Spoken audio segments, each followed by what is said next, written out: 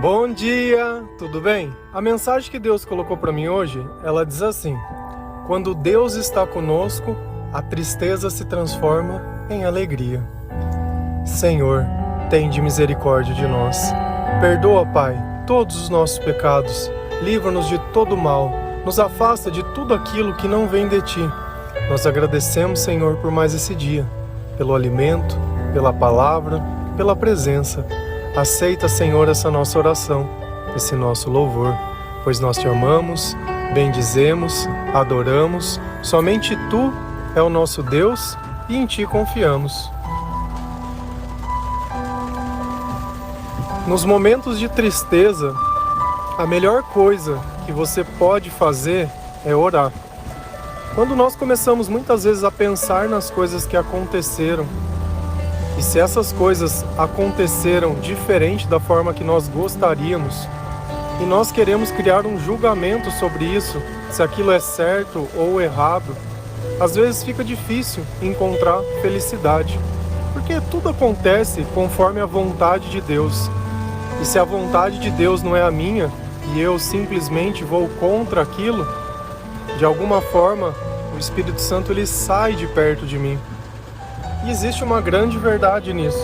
Tem gente que não quer admitir que a tristeza ela é justamente fruto da ausência de Deus. E não é questão de eu acreditar em Jesus, mas de eu confiar em Jesus. Deus, Ele nos capacita todos os dias a enfrentar essa vida e tudo que nela tem e por tudo que nela nós vamos passar. Uma coisa que às vezes a gente não entendeu ainda é que essa batalha ela nunca acaba. Nós vivemos numa batalha espiritual. Deus não está dizendo que nós passaremos apenas por uma batalha espiritual. E uma coisa que você precisa colocar dentro do teu coração: Deus não está te transformando num vencedor, mas em um guerreiro ou guerreira, porque muitas serão as batalhas que nós venceremos ao lado do Senhor. Enquanto aquele que não tem Deus, ele não consegue lutar. Por quê? Porque existe uma opressão do mundo, existe um desânimo, existe algo que sobrecarrega, que nos impede até mesmo de fazer algo simples. Quantas pessoas não perderam a vontade de viver, a vontade de comer, a vontade de se cuidar, perderam a fé e a crença em Deus, a crença em outras pessoas, simplesmente porque uma das coisas saiu diferente daquilo que ela gostaria.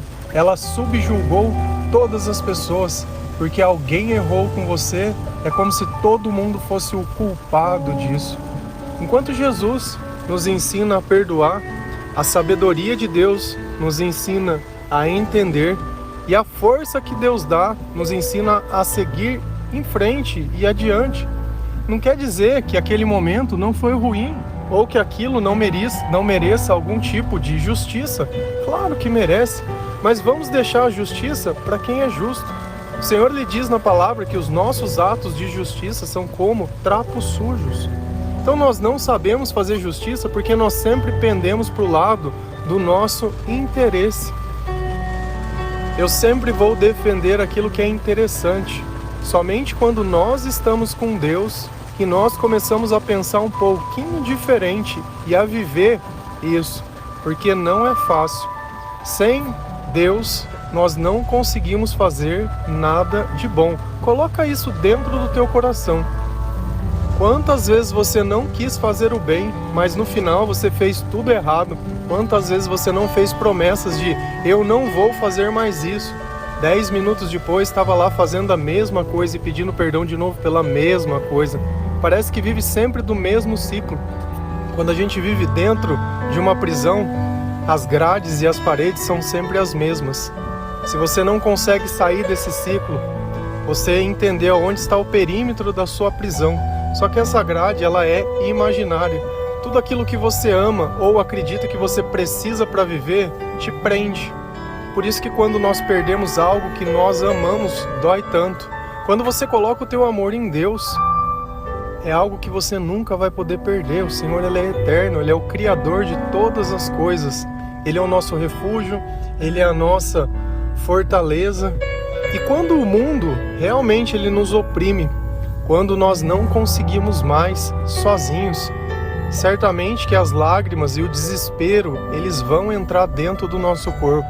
E nesse instante, se você tomar o remédio da oração, se você colocar realmente toda a sua intenção em Deus, para que Ele possa vir te consolar, certamente que Ele o fará.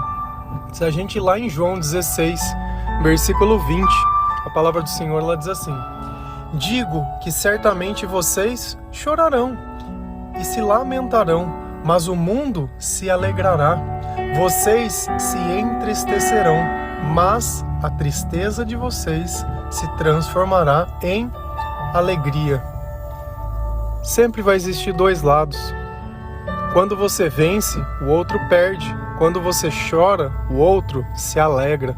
A questão é, você está do lado dos que choram ou dos lados das pessoas que estão rindo? A tua felicidade está em quem? No que é certo ou no que é errado? Naquilo que é para o bem comum ou naquilo que só favorece a você mesmo? É no nós ou é no eu? Deus ele já deixou bem claro que esse mundo ele é do maligno. Não tem o que a gente faça para ele se tornar de Deus. Ele não vai se tornar. Nós estamos aqui passando por tudo isso com a mesma dignidade que Jesus passou, seguindo exatamente o exemplo dele, onde tudo está contra nós, porém o maior de todos está a nosso favor. A tristeza, ela vai vir?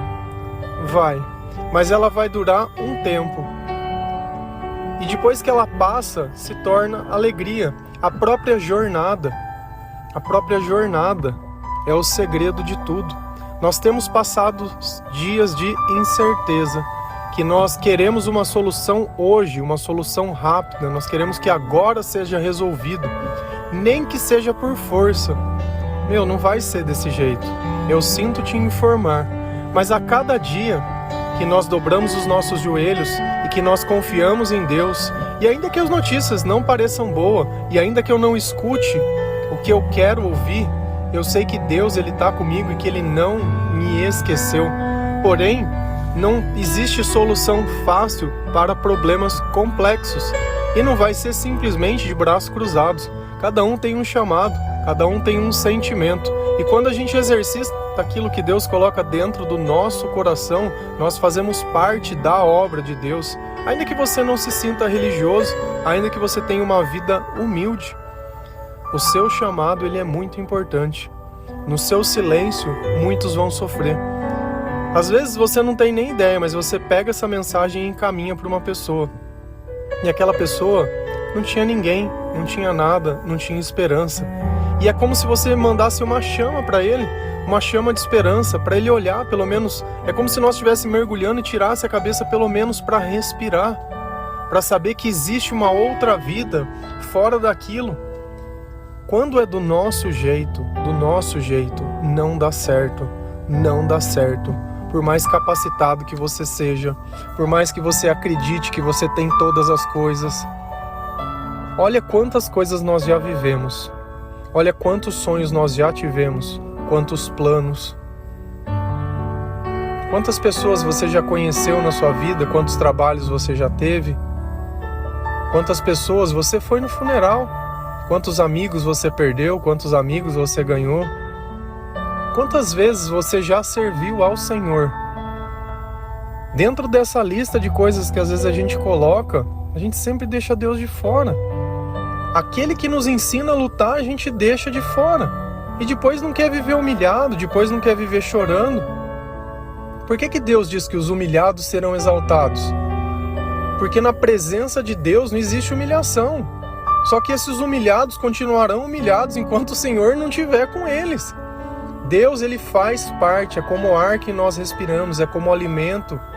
A palavra de Deus, ela precisa fazer parte da nossa vida. A leitura da palavra de Deus, todos os dias eu falo exatamente a mesma coisa, ao ponto de se tornar cansativo. Leia a palavra de Deus leia a palavra de Deus. E talvez você esteja aí, eu não sei por onde começar. Abre a Bíblia, começa lá em Mateus. Tem aplicativos de celular para isso. Dá até para você ouvir. Você não precisa nem ler, vai tomar um banho, põe para ouvir todos os dias. E quando você já vê, você já leu o Testamento, o Novo Testamento inteiro. E aquelas palavras de Jesus, quando mistura com os nossos pensamentos, ainda que a começo eu não entenda, a persistência, o dia a dia, tudo na nossa vida é desse jeito. Quando a gente aprendeu a andar de bicicleta, quando a gente aprendeu a caminhar, quando a gente aprendeu a fazer qualquer coisa, no começo tinha aquele receio, no começo tinha aquele medo, aquela insegurança, e quando menos a gente vê, a gente já está fazendo. O que a gente não pode é colocar uma barreira que não existe, mais uma parede nessa prisão imaginária. Até quando você vai ser escravo disso? Escravo do pecado. O salário do pecado, ele é a morte. Se a gente ir lá em Salmos 30, versículo 11, a palavra do Senhor, ela diz assim: mudaste o meu pranto em dança, a minha veste de lamento em vestes de alegria. Deus, ele vai promover uma mudança. Se é necessário mudar, é porque do nosso jeito não dá certo. E mudança é total. Do meu jeito é pranto, do jeito do Senhor, dança, alegria.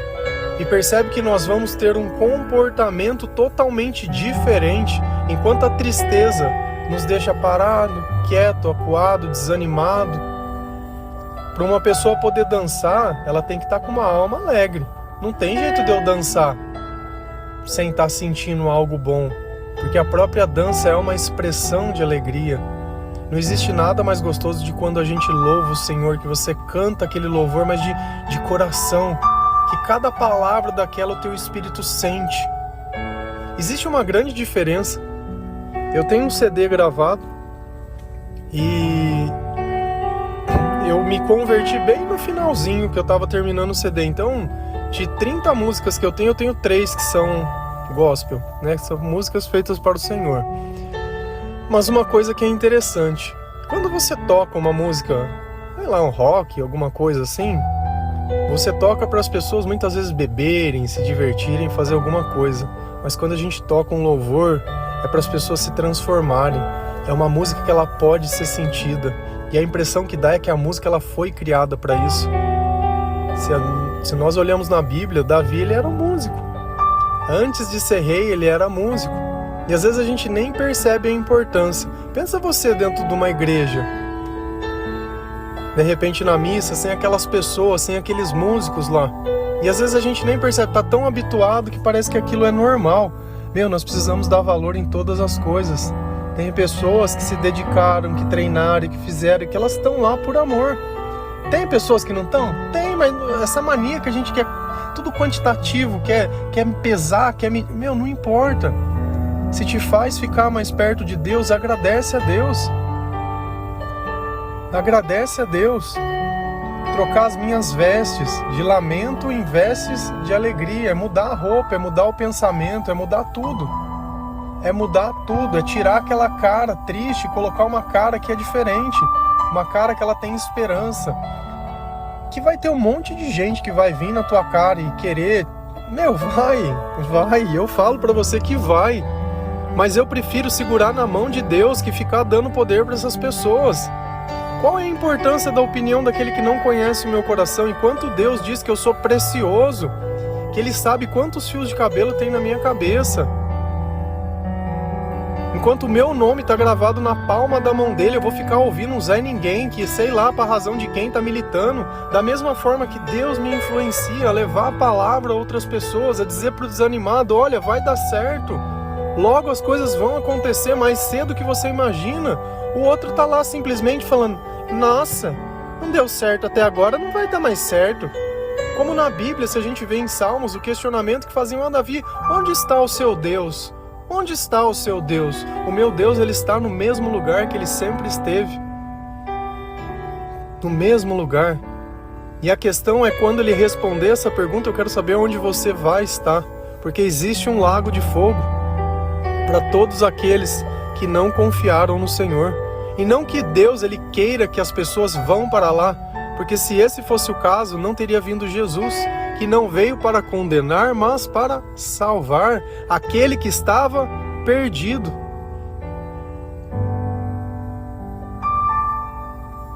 Essa é a história que nós devemos viver. Vencer é bom, melhor ainda é se tornar um guerreiro.